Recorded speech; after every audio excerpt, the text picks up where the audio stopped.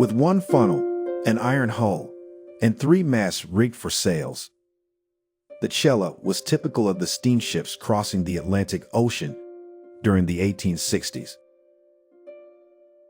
Operated by the Malcolmson family of Waterford, Ireland, she and her sister ships, the Piranha, Bellona, and the William Penn, carried tourists and immigrants to New York.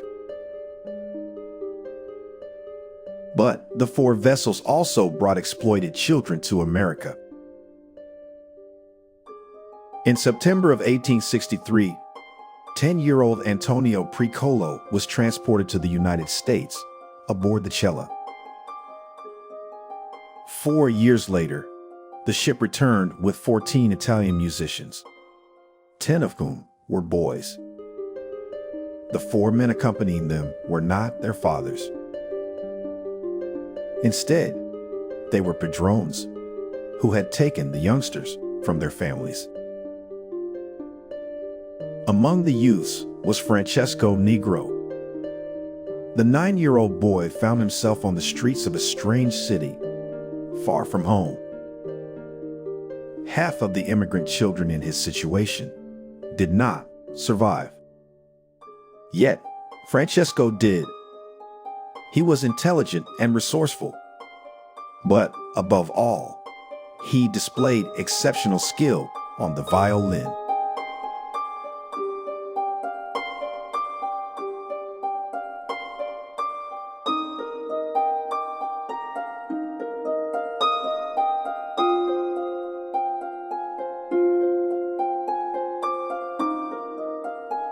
Francesco Nigro was born on the 5th of October, 1857, in Viggiano, a community in the region of Basilicata. 2 months after his birth, a powerful earthquake struck the area, destroying homes and killing hundreds of people. Facing an uncertain future in the devastated region, Francesco's parents gave their child to a traveling musician who would teach him to play a violin on the thoroughfares of New York City.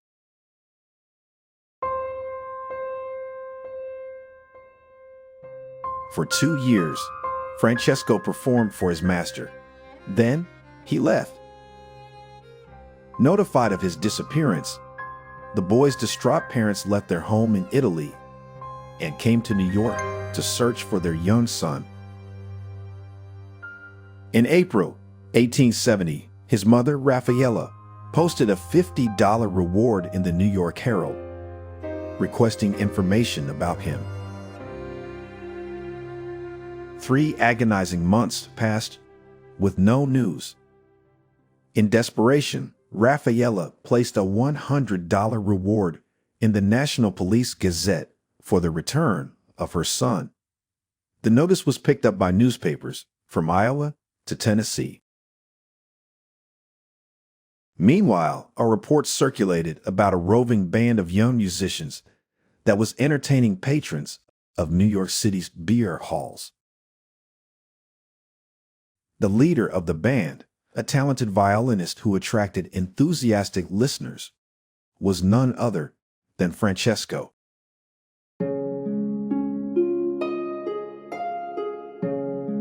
The boy was reunited with his parents, and the family settled in Lower Manhattan. Raffaela took up housekeeping, while her husband, Prospero, found work as a stonemason. Francesco, who became known as Frank, continued to gain recognition as a musician. The young man married Luisa Galvina in 1882, and they named their firstborn son, Prospero. Frank joined the street department, where he eventually rose to the position of assistant foreman. Yet, he never abandoned his musical career and was still performing in theaters at the age of 63. The sweet sound of his violin captivated audiences on the boulevards and in the music halls of New York for over 50 years.